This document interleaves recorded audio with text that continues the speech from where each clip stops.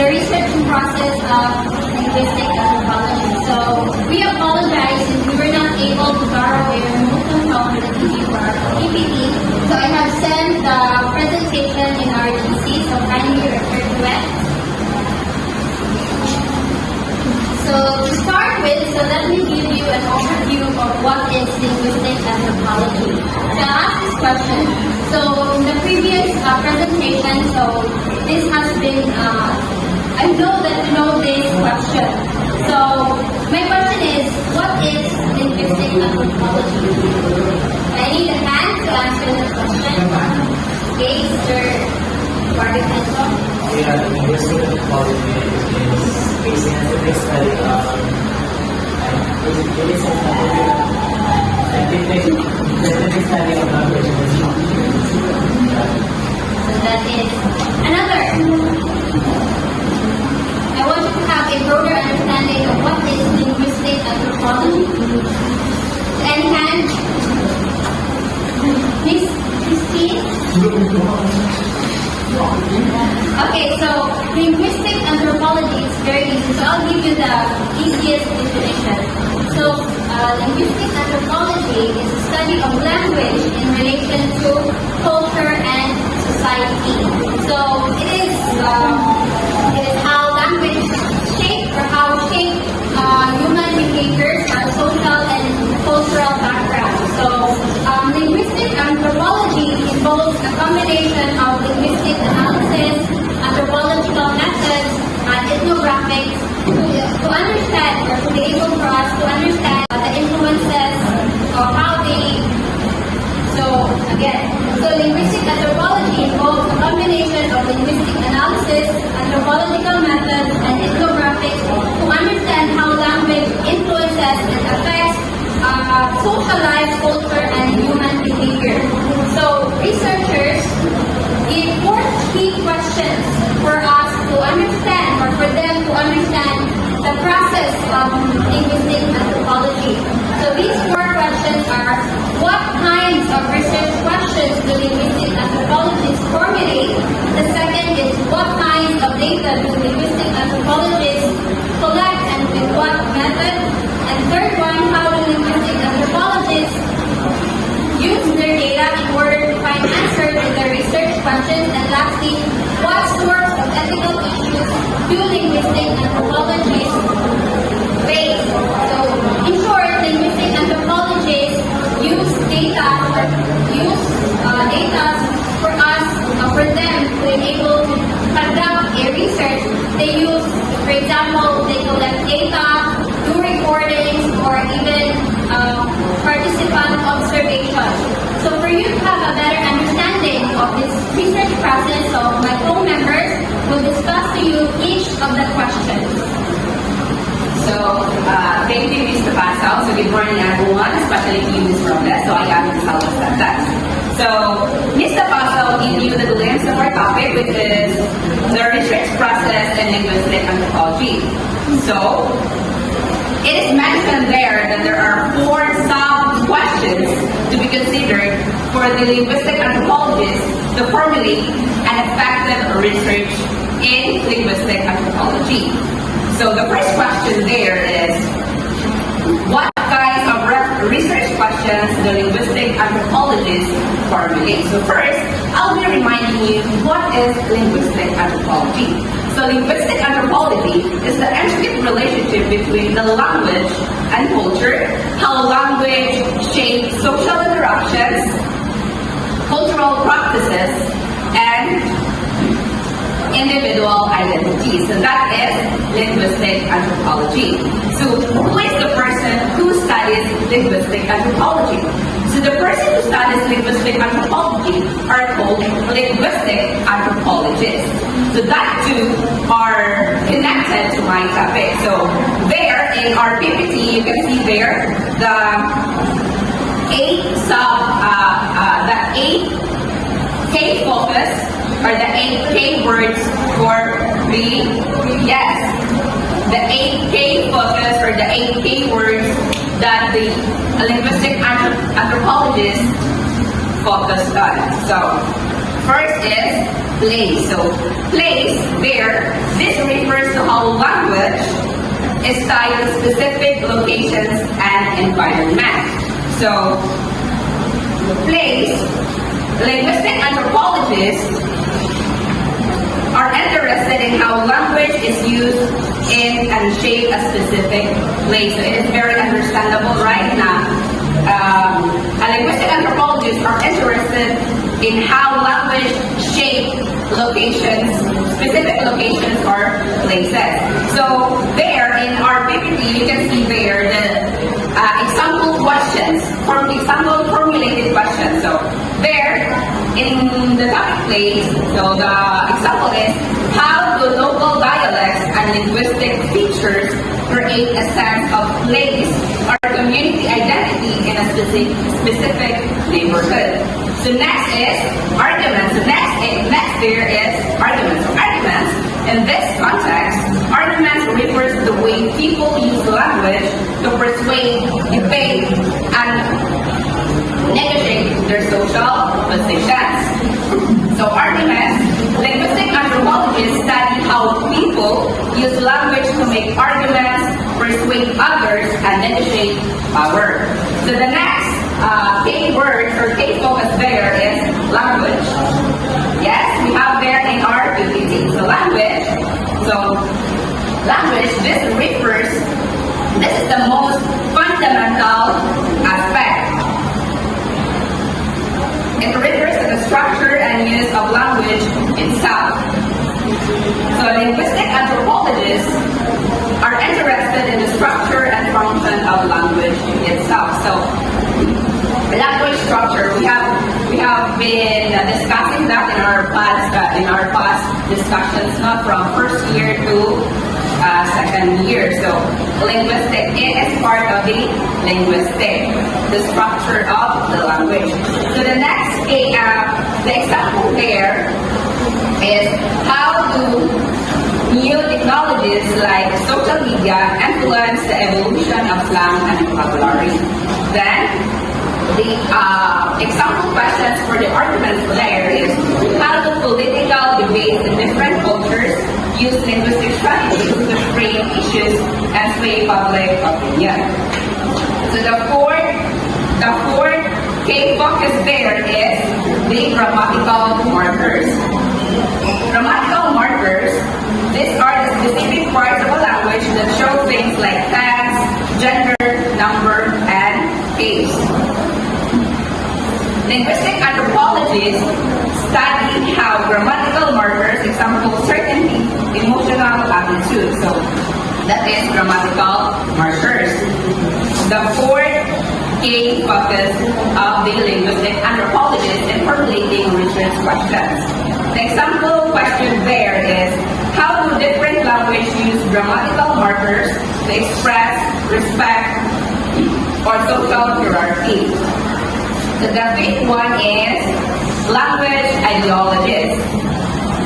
So language ideologies, this refers to the beliefs and attitudes people have about language. So linguistic anthropologists study the beliefs and attitudes that people have about language. So the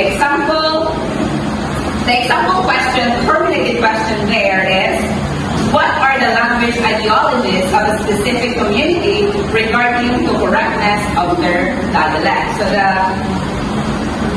the sixth one is multiple meanings. Multiple meanings. This point is about how words and phrases can have different meanings depending on the context. Multiple meaning, linguistic anthropologists are interested in how a single word or phrase can have multiple meanings depending on the context. The example question there is, how do different communities or subcultures attach new meanings to existing words and phrases? Next one is linguistic forms. This is a broad category that refers to the structure and organization of language from sounds, phonetics, the sentences syntax. Linguistic anthropology study the different forms that language can take, including spoken language, written language, and sign language. So the example question formulated there is, how does the formal structure of a poetic form like a sonnet frustrate and enable meaning? So the last one is literacy practice. So this refers to the social and cultural practices surrounding reading and writing. So linguistic anthropology is studying how people use literacy in their daily lives. So the example question formulated there is, how do different communities teach and use literacy in ways that reflect their cultural values? So those are the key focus of the linguistic anthropologists in formulating research questions in linguistic anthropology. So the next questions would be tackled with my co-members. K, E-E-Y. K.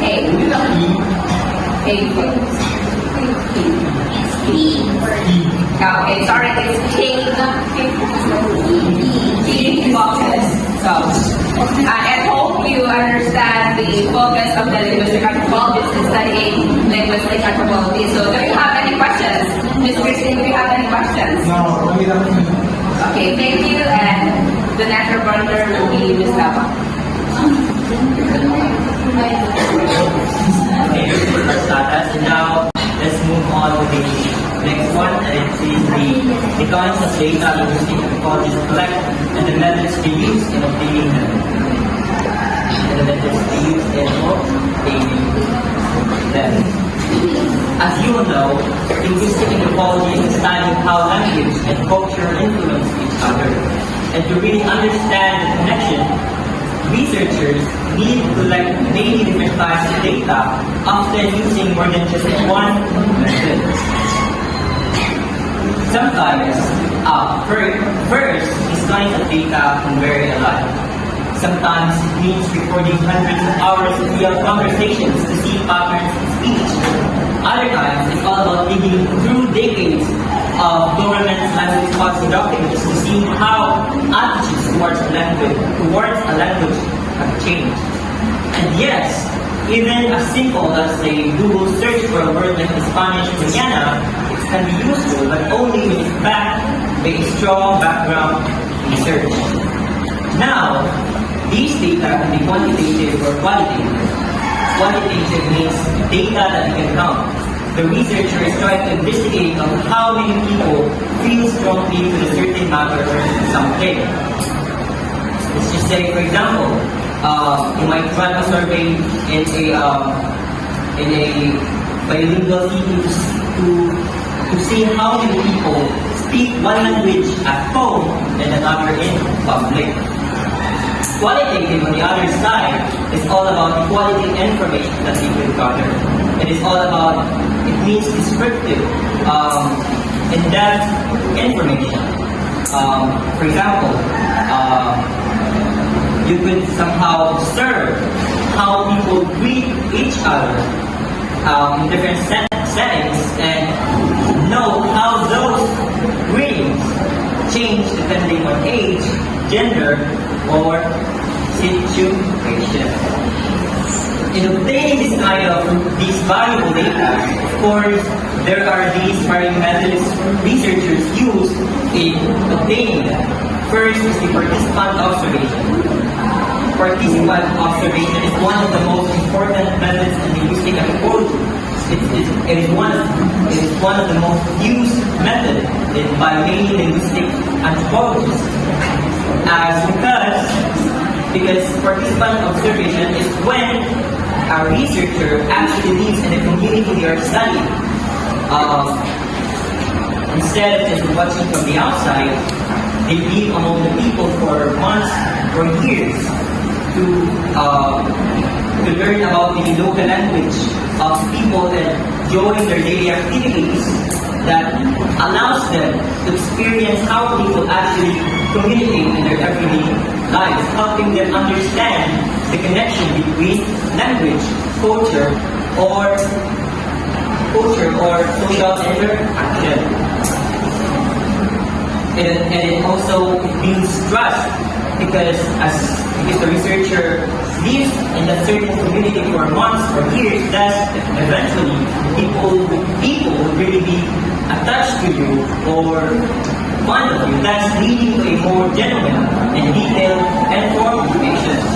Next, one of the most common methods is interviews. Interviews is a purposive conversation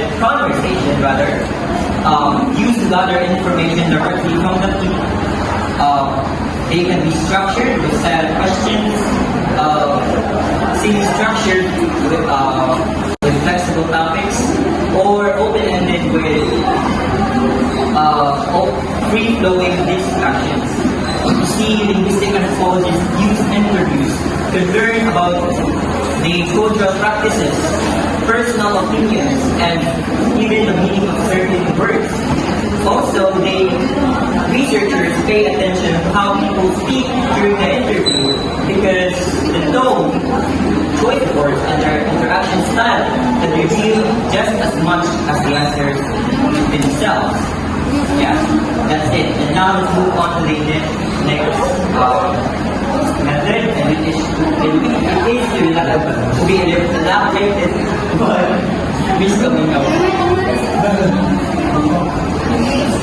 Next method is survey and questionnaire.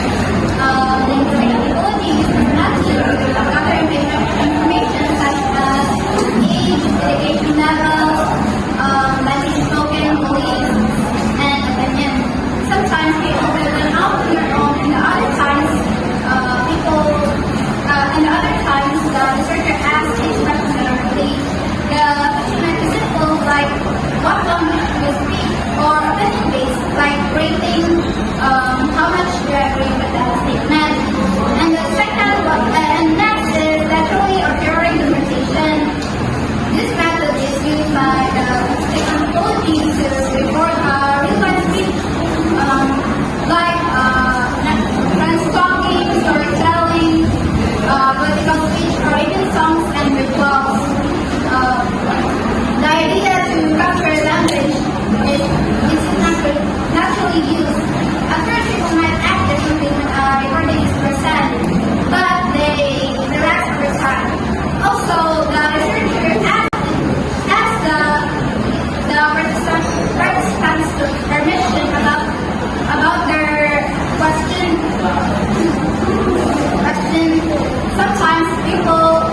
Sometimes the participants handle the recording themselves to feel more natural.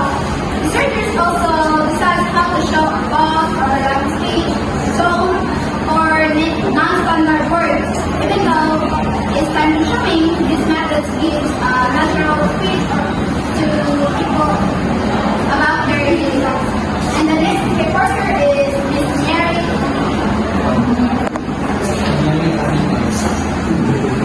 So the first method of linguistic anthropology is experimental method. So experimental method, from the word experiment, so they examine or they create something that can go on like linguistic anthropology. It focuses on the language association of our dialect and create a control scenario to test a specific hypothesis. Then the sixth method is a multi-line test. It empowers the people and proper how people's judgment change based only on the language or accent. Revealing hidden unfair opinion and stereotypes even when listeners don't realize that it's the same person who is speaking. Then the seventh method is the written text. It focuses on the literary process, like how people use, create, and interpret written text in daily life, from love letters to families. Each written artifacts reflects social relationships, cultural values, and everyday practices. Studying both the text and context reveals how writing states and reflect society. So the method of seventh method of linguistic and following is participant observation, interviews, survey, and questionnaires, natural occurring conversation, experimental method, multi text, and written text. So the third question will be discussed by Ms. Asper. Hello everyone. I will discuss the questions number 3. How do linguistic anthropologists analyze their data? First is formulations of research questions. The process of creating a clear, focused, and answerable inquiry that defines sequencing or research project means research questions are very important to us as a students because not really not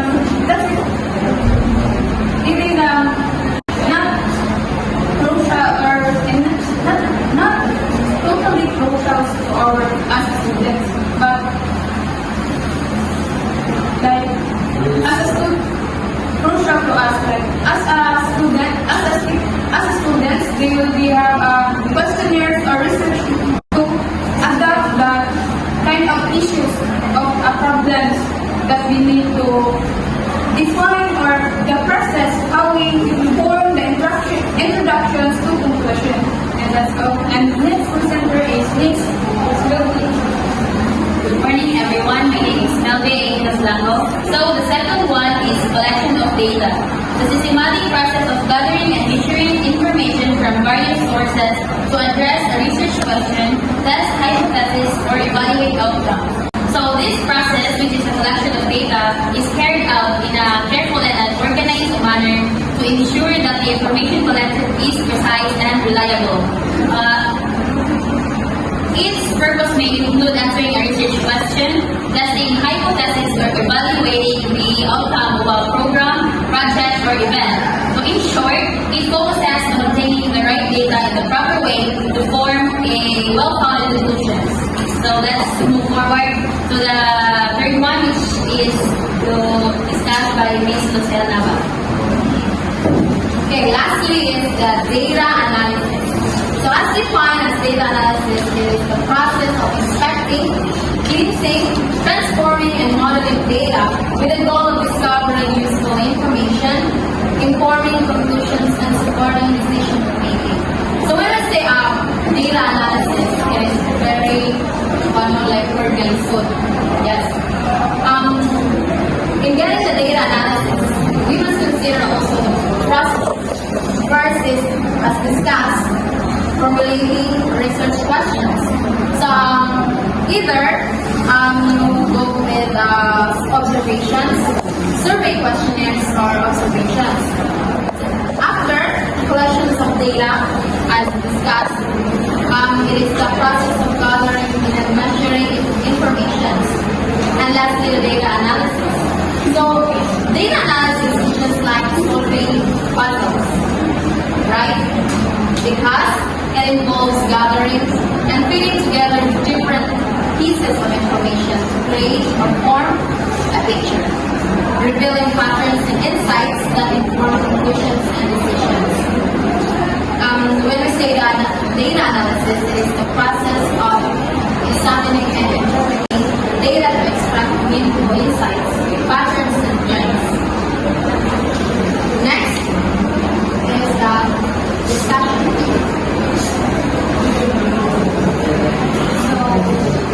Good morning, everyone.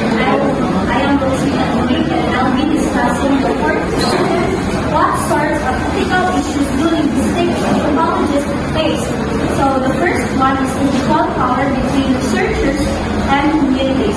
So researchers must be mindful of this imbalance and actively work to mitigate its effect by building trust and ensuring participants' agency. The second one is the representation of people in publication. So researchers must be careful to represent participants accurately and avoid perpetuating stereotypes or generalization in publication because misinterpretation can lead to harmful to our community and the right to withdraw or anytime. So the motivation of this discussion is Hindi niya pinagpapagawa.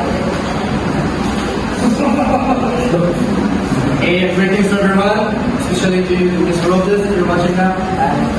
Okay, this is a continuation of regarding sa linguistic critical issue, no? So, number 4, IRB versus AAA ethical guidelines. So, IRB, or which means Institute Review Board, and the AAA, or the AAA, is the American Anthropology Association. We all know, or malulatan na this whole association, they inform consent when they conduct research, but we can't avoid now na there's lapses sa both associations, but most of anthropologists sa US, okay, they consider AAA as the most appropriate due to sa ilahang mga policies. Then, the next one is issues of reciprocity, payment, and assistance. Now, this one is very crucial.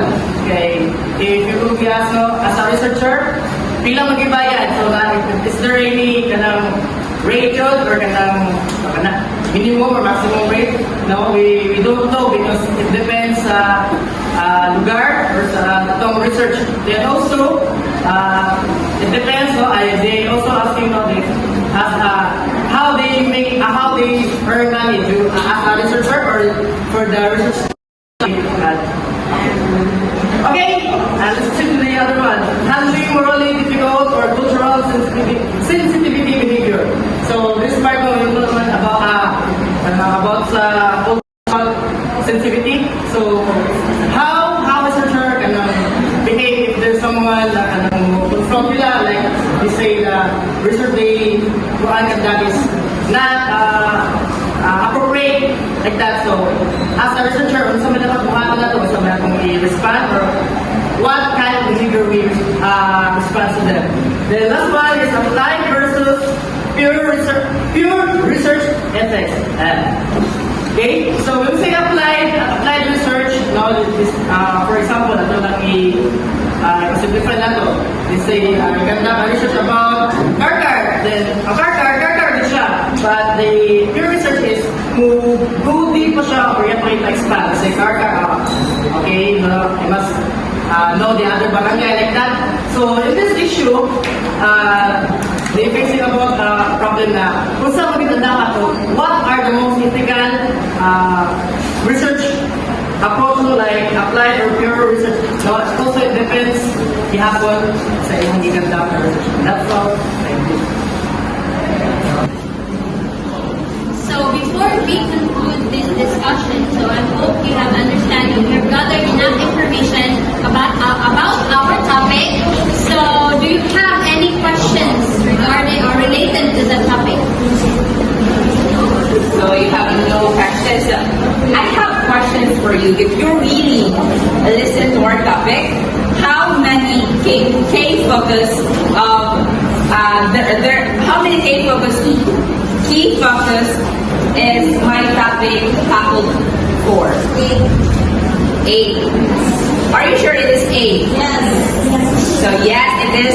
There are 8 K-focus for the formulated questions in linguistic anthropology. So do you have any questions?